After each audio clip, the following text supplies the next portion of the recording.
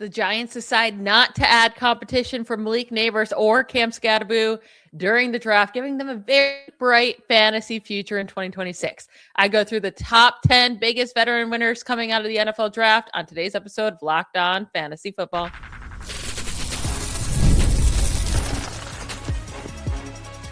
You are Locked On Fantasy, your daily NFL fantasy podcast. Part of the Locked On Podcast Network, your team every day. Hey, welcome into the Locked On Fantasy Football podcast. I am Michelle Magdziuk. I'm going solo today. Vinny and I will be back together tomorrow. But on today's show, I'm going to go through the top 10 veterans who are the biggest winners coming out of the NFL draft in terms of their fantasy outlook for next season. I'm going to start with the Giants duo, Malik Neighbors and Cam Skattebo, who both came out of the draft unscathed after many thought that the Giants would either go wide receiver or running back early in the draft or possibly both, but they decide not to go that route. As soon as Rashee Rice, the great linebacker / edge, dropped to him at number 5, felt pretty safe there that they weren't going to go with a wide receiver, and they did not. And then they went tackle with their 10th overall pick instead of going with a wide receiver. And Jeremiah Love was already off the board at number 3 overall, so they didn't even have the shot to take him. But the Giants ended up not going running back at all throughout the entire draft. So Skattebo really doesn't get any competition added to him, which is fantastic. So looks like he has a clear hold on that top spot of the Giants running back depth chart. And then with Malik Neighbors, it was never like his job was going to get taken away, but you thought if they added a wide receiver in the first round, then all of a sudden the dynamic with him is going to change because of how volume heavy he has been to start his career. So over the first 2 seasons, even though he missed the majority of last year with the torn ACL, but just looking at the games he did play, he was averaging nearly 11 targets per game in his career, 10.8 targets per game. When you compare that to the rest of the league, only Ja'Marr Chase has averaged more targets per game in that span over the last 2 seasons at 10.9. So he's right behind him. In third place is Puka Nacua at 10.1. Those are the only 3 guys in the league averaging over 10 targets per game over the last 2 years. Again, that's Chase, Neighbors, and Puka Nacua. So I think at this point, the only worry about drafting Malik Neighbors is how will he perform coming off the ACL tear. But with him still clearly being by far the best receiver on his team, he's going to get all of those targets again. So I am fine taking that risk. Right now, he's sitting at wide receiver 8. I think that's a fair price. I would personally take him over Drake London, who's sitting at wide receiver 7, because with London, you just don't know who his quarterback is going to be. Is it Tua? Is it Michael Penix? And how are they going to perform? So I would just much rather go with Malik Neighbors, who I think has a higher ceiling as well over Drake London on a week-to-week basis. But then the other 6 guys ahead of him, Chase, Puka Nacua, JSN, Amon-Ra St. Brown, CeeDee Lamb, and Justin Jefferson, it's hard to put Neighbors over any of them just because of the injury he's coming off of. And then with Skattebo, I mean, with him, they were so connected to Jeremiah Love, so people were very nervous. But when you look at his rookie season, running back 10 and average scoring at 14.5 points per game. And he had to miss the second half of the year with the injury. And of course, the way he plays, we're always going to be nervous that could happen again. He can continue to get injured, but the production was there immediately as a rookie. He's involved in the receiving game. He's heavily utilized when they get around the goal line. So you got to keep rolling with him. And now that they didn't draft a running back, I think he should continue to move up draft boards. Right now, he's sitting at running back 20. An average draft position for this upcoming draft. I would be happy to move him up closer to running back 15, where Travis Etienne is currently sitting. Breece Hall right there, Javonte Williams, Bucky Irving, Travion Henderson. I would put Skattebo over all of those guys, with Etienne and him very, very close. But Etienne's changing teams with the Saints. They still have Kamara. We got to see what happens with that. All right, next biggest winner is Tyler Shough. The Saints really trying to help develop this young kid and grow around him. Last year, it was Chris Olave and Juwan Johnson and really nothing else for Shough to work with. And he did his thing. I mean, towards the end of the year, when he finally not finally, but when he got to see the field and it was starting to feel more comfortable in the offense, he went 6 straight starts scoring at least 17 fantasy points, including 3 weeks of at least 21 fantasy points. He was the quarterback 6 on average in weeks 13 through 18, despite the limited weapons that he had, and being a rookie and being thrown out there in the middle of the season. So very high hopes for Tyler Shough coming into the second year. And the Saints decide to use their number 8 overall pick on wide receiver Jordan Tyson. I love that because Chris Olave is good, but like top tier wide receiver 1 good, I wouldn't put him in that bucket. But all of a sudden with Tyson and Olave out there, and maybe Tyson can be the wide receiver 1, who knows, but that's a really good duo. He still has Juwan Johnson. The Saints did take a tight end in this draft too with Oscar Delp, so maybe he can be involved. They drafted 2 more wide receivers later on in the draft, and Bryce Lance, Trey Lance's brother, and Barian Brown there late in the draft. Earlier in the offseason, they added Travis Etienne to the backfield, which should also give him more help there to lean on the run game, and also another receiving weapon out of the backfield. We'll see what happens with Kamara, but Kamara and him didn't get to play a whole lot together. So Tyler Shough, I mean, this is our guy that this podcast, Vinny and I, have already been high on this year going into next year. But I think this draft really solidifies that. We have been saying for us to continue to feel good about them, they have to add around him, and that's what they're doing. So right now he's sitting at quarterback 20 behind guys like Kyler Murray and Jared Goff and Baker Mayfield and Jordan Love. I think he has higher potential than all of those guys, and a similar floor to a Baker or Jordan Love or a Kyler Murray. So I would be happy to take him around that quarterback 13, 14 spot. I'm definitely waiting. I'm not taking a Bo Nix at quarterback 12 when you can take a Tyler Shough there at quarterback 20. That is for sure. And then my third biggest winner will be another quarterback, and that's going to be Titans quarterback Cam Ward, who gets Carnell Tate, a new wide receiver 1. The Titans draft Carnell Tate with the number 4 overall pick. We thought they may be going with Jeremiah Love, but again, he got sniped there at the number 3 overall with the Cardinals. So the Titans pivot and go wide receiver, and I think that is huge for Cam Ward, who last year it was him. Like him, he was thrown out there as a rookie, didn't have much help. I like the young guys they took, but I mean, there are 4th round picks and Alec Ayomanor and Shamir Dike, and then tight end Gunnar Helm, and Calvin Ridley barely played last season. So it's not like he had that veteran presence. And Okonkwo was the 2nd most targeted guy with Ayomanor, the 4th round rookie there at the top with 80 targets. He needed more help, right? Like now I like that all those guys outside of Okonkwo who left the team to the Commanders this offseason, they're all going to grow with Cam Ward, but as role players, as secondary players, right? Not your top target. While Carnell Tate coming out of school, he does profile as that true wide receiver 1. Give him that big body. Give him that guy who can win contested catches. Give him that guy who can be a great route runner and just a true outside great wide receiver if he hits. That's huge for Cam Ward, who is starting to show promise towards the end of the year. He was throwing multiple passing touchdowns each of the last 4 games that he played fully. And he was starting to run more as well. He only had 159 rushing yards on the season, but 113 of those rushing yards came in the final 8 games. And considering that they added Brian Daboll as OC, that's a big upgrade for him too. Cam Ward has to be considered as a guy who could take a big leap forward next year. His ranking right now, or his cost, is at quarterback 26. He's behind guys like Bryce Young and CJ Stroud and Malik Willis and Sam Darnold. Like, I think we should be pushing him up more. Do I want him in a 1 quarterback league? I'm not going to put him top 12 or anything like that, but he should make a good jump, and he could be a really solid quarterback too. And 2 quarterback leagues are super flex leagues. Let's take a quick break, and then I'm going to get back into it. I have a lot more veteran winners coming out of the draft.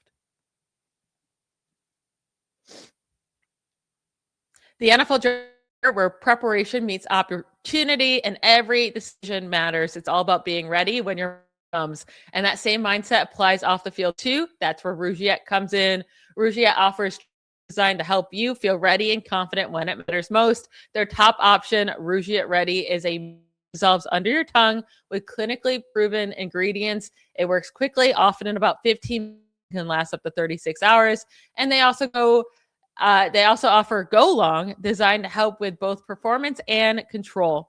It's all about showing up at your best whenever your moment is. Head to Rougiette.com/LockedOnNFL and get 15% off your ED treatment. That's Rougiette, RUGIET.com/LockedOnNFL for 15% off. Rougiette Performance Medicine for Men. Continuing these top veteran winners coming out of the NFL draft, another top winner has to be Emeka Egbuka for the Buccaneers. He was drafted in the first round by the Buccaneers last year. We thought with them losing Mike Evans, Chris Godwin getting older, that the Buccaneers could be going wide receiver in the first round, but they didn't end up going wide receiver until the third round, taking Ted Hurst. I don't think he's going to be any competition for Emeka Egbuka. And then also there was a lot of reports that they were highly connected to Kenyon Sadiq, the top tight end in this draft in the first round. And that would have also been a little bit of a worry there for Egbuka. If they're going to go with a tight end there in the first round, he could have been maybe where they're headed to focus in on this offense. But instead, they landed an edge rusher. So not anything to do with the offense. I think that's a huge win for Egbuka, who's going to get the shot to be his team's true wide receiver one. I know he got that last year with Mike Evans out for basically half a season, and it didn't work out all that well, but it also coincided with him getting the hamstring injury and him playing through that. So to start his rookie year, he was on absolute fire. He looked like everything that we thought he could be coming out of Ohio State. He and Baker were connecting all over the place. And then Egbuka was still getting open a lot of the times, even when he had the injury, but all of a sudden the connection was just slightly off between him and Baker, and they couldn't connect anymore, or Egbuka was making stupid drops. I do think he could turn this around. He could become what he was again to start his career. And I mean, losing Mike Evans, so he doesn't have to compete with him. Also, Sterling Shepard's no longer on this team. He had the fourth most targets on the Buccaneers last year. Rachaad White is gone. He had the sixth most targets. So it's like from last year, Egbuka led the team heavily with about 50 more targets than any other player. Cade Otton had the second most.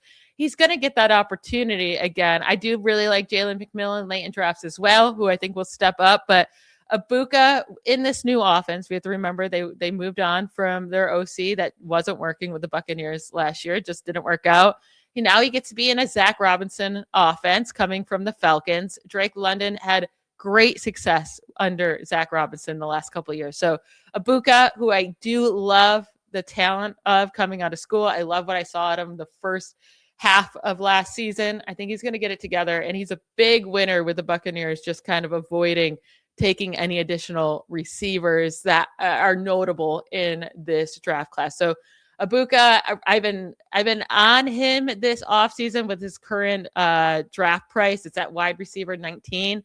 I think that's very fair for him, who I can see being a top 10 wide receiver next year. But you're looking at Teterola McMillan at wide receiver 14 with Egbuka at 19. And I would much rather Egbuka than McMillan for next season.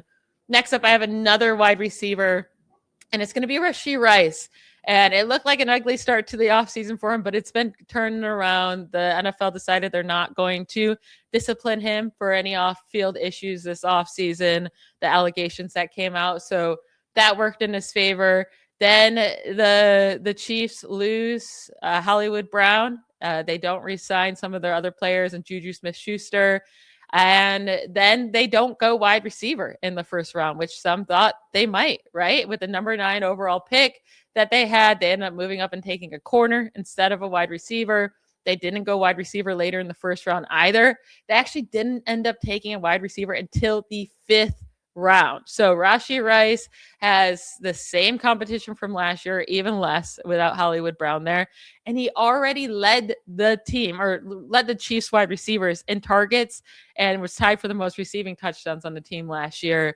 And that was with only playing 8 games. He played 8 games, less than half a season, and he already led these Chiefs wide receivers in targets, only behind Travis Kelce on the team in targets, 30 targets fewer than him. Kelce played a full 17 games. Rice played only 8. So Rashee Rice is going to be a target monster for these Chiefs. Now, hopefully Mahomes can get back sooner rather than later. Not going to feel great about Justin Fields being the quarterback for him for too long. But over the last 2 seasons, Rashee Rice has averaged 14.1 points per game in half PPR. That's a wide receiver 5 on average in that span. Only Jamar Chase, Puka Nacua, Amon-Ra St. Brown, and JSN have averaged more points per game than Rashee Rice over the last 2 seasons.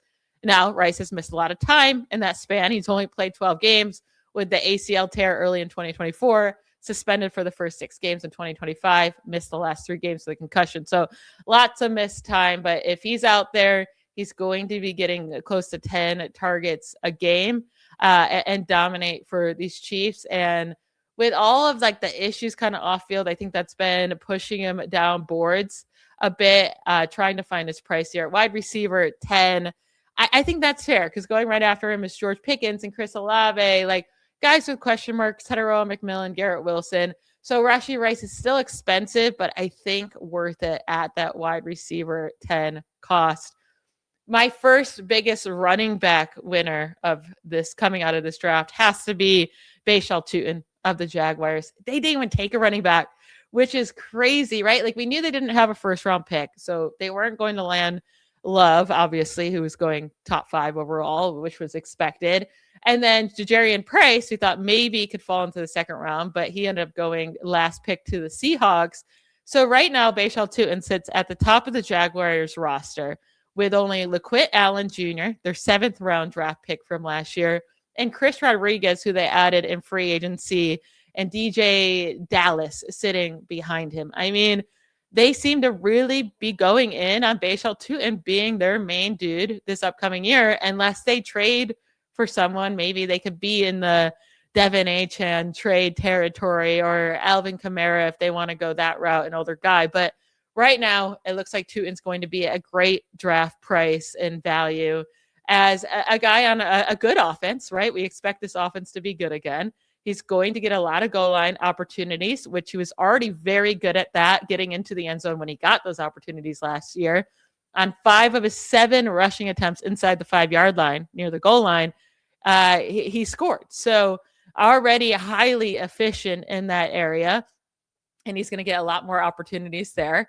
He's a competent enough pass catcher. I mean, it's not like he was heavily utilized, but that was ETN's role. And Chris Rodriguez, who's coming in, he's not a big pass catching guy. So I do just think he's going to be getting 15 touches plus a game. And the 3 games that we got to see him actually utilize last year with at least 10 touches, he was averaging 12.3 points per game and had 2 of those 3 games were really nice in there. So I do think he can be a really solid value this year at running back 24.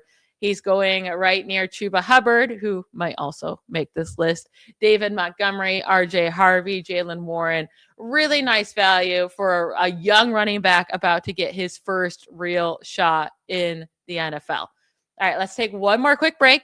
And then I have 3 more biggest winners to get to, 1 more running back and 2 wide receivers. All right, let's finish up today's show with 3 more veteran winners coming out of the draft. I have 1 more running back for you. It's Chuba Hubbard of the Panthers.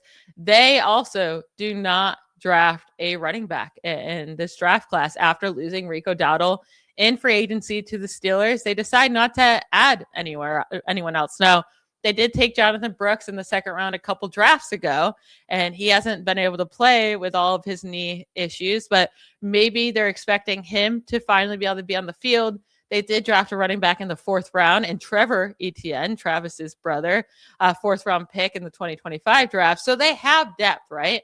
But because of them not going running back throughout here, I feel like they feel pretty good about Hubbard being their main guy again. I mean, remember a couple of years ago, they did just pay him. And then he was struggling a bit last year. Rico Dowdle came in, was performing really well. So they kind of like let him take over. And then by the end of the year, they were splitting again. It was all over the place. But it was just in 2024 when Chuba Hubbard was the running back 12 in fantasy football at 14.7 points per game in half PPR.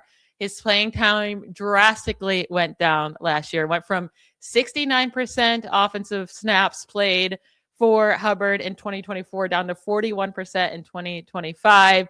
His rushing touchdowns went down from 10 to just 1 because all of a sudden he was no longer the goal line back or the red zone back. That was all given to Dowdle, which should go right back to him. And the carries that he didn't see last year should go right back to him. So I think he's going to be heavily utilized this year. The Panthers offense has been looking on the up and up. They took an offensive lineman in the first round as well. And they signed Rasheed Walker, another tackle in free agency. So they've been doing their work here. We'll see what that comes to for this entire offense. But Hubbard is being a guy that's definitely being overlooked at running back 25 because of people being disappointed in him last season and taking him too early. But if you're telling me I have to choose between Hubbard or RJ Harvey or Jalen Warren, where Harvey and Warren are definitely going to be splitting their backfield, and Hubbard's not going to have it all, but I do think he's going to get the majority of the work. I'm going with Hubbard. Now, the harder question comes down to Bhayshul Tuten or Chuba Hubbard, two of my biggest winners of coming out of this draft. That's a little bit harder, and I might lean Tuten just because I like the Jaguars offense more. And also the competition behind Tuten seems a lot less aggressive than Hubbard, especially, Jonathan Brooks, if he is able to make it back and he does still have it. I mean, we never got to see him in the NFL really at all. I did like him in Texas when he played for Texas, but all those injuries, it's going to be hard to see him come back. But if Brooks can't get back to his Texas self, Hubbard is going to dominate touches and be a really, really good value in drafts this upcoming year. Now I have two wide receivers to end this top 10 winners list. The one I'll go with right now is Zay Flowers. The Ravens didn't end up going a wide receiver early. They didn't take one until the third round. They were very connected to wide receivers in first round mock drafts entering night one. A lot of people thought they could go that route. They did not. And Zay Flowers last year, it was a weak wide receiver season for sure. So, his wide receiver 14 average finish sounds higher than actually the production he put up. But still, wide receiver 14 and average scoring last year, 11.8 points per game. And he dominated wide receiver targets last year for the Ravens. I mean, he just dominated targets on the Ravens. He had 48 more targets than any other player, with Mark Andrews being second with 70 and Zay Flowers sitting there with 118 targets. But when you're just looking at wide receiver targets, the next closest wide receiver to Zay Flowers on the Ravens was DeAndre Hopkins at 39 targets. And again, Zay Flowers had 118, so about 80 more targets than the next closest wide receiver. And yeah, the Ravens did end up going with two wide receivers in the third and fourth round, and Jacoby Lane out of USC in the third round, and Elijah Surratt out of Indiana in the fourth. But I think that's more just replacements for a guy like DeAndre Hopkins, who's no longer on the team, or, having depth there at wide receiver. It's not going to affect Zay Flowers' targets at all. So as much as I don't like Zay Flowers for fantasy because he's inconsistent, and even the targets he does get, he just doesn't do enough for me. Like, I don't think he has this top tier elite fantasy ceiling. But wide receiver 17, I think it's fair enough. I just don't think you're going to get a ton of value from him, but he definitely is a winner coming out of this class in terms of still being the Ravens' main guy in the receiving game. Isaiah Likely's gone as well, so that takes away some targets or adds some targets to the offense too. He is going around that, who I really like, and Emeka Egbuka, who I really like. Devonta Smith will probably end up really once A.J. Brown is gone, right? So I still feel like his value might be a little high, but definitely a winner coming out of this draft class. And then last, DJ Moore of the Bills, their new addition. They sent over their second round pick this year to the Bears to add DJ Moore. And then the Bills, everyone always wants them to take wide receivers early and get Josh Allen these exciting weapons. They keep just trading back in the first, into the second, and they don't end up going with a wide receiver until the fourth round. So it's DJ Moore, Josh Palmer, who's even been rumored that he could be a trade candidate or a cut candidate. You still got Khalil Shakir there, who led the team last year with just 95 targets. You have Keon Coleman, their early pick just a couple years ago, who's been a disappointment. But last year the ball was spread around a ton. It's not like any one guy dominated this team. I think they're bringing in DJ Moore to give Josh Allen that true wide receiver one. We've seen DJ Moore be a true wide receiver one in the league for his quarterbacks. Justin Fields had a really great season with him back in 2023. I do think that Josh Allen can utilize DJ Moore's talents, and DJ Moore can end up being a really good value in fantasy as well. And although Josh Allen has started to spread the ball around and not utilize one guy, I could see DJ Moore being the clear lead target man on this offense. And right now, he's going behind guys like Luther Burden Jr. at wide receiver 22, while DJ Moore is going at wide receiver 27. Jameson Williams is going ahead of him. Mike Evans, Terry McLaurin. Like, I would much rather take a shot on DJ Moore than go with a Luther Burden or a Jameson Williams or a Jalen Waddle for sure. So I'm moving DJ Moore up my rankings now that we know the Bills did not take a wide receiver of note in this draft. Maybe Skylar Bell, who they took in the fourth, can end up hitting, but I don't think he's going to affect DJ Moore's production in 2026 whatsoever. All right, that is it for today's episode. Those are all the biggest winners coming out of the 2026 NFL Draft. Thank you so much for tuning in to Locked On Fantasy Football. Make sure you subscribe and follow Locked On Fantasy Football so you get all the latest episodes. If you never miss an episode, the Everydayer Club is built for you. Get Locked On Fantasy Football every day, Monday through Friday, ad-free, plus members-only Discord access and more, all for just $5 a month. Head to lockedonfantasyfootball.supercast.com or click the link in the show notes to join the club. Have a great night, everybody. Talk to you tomorrow. Bye, y'all.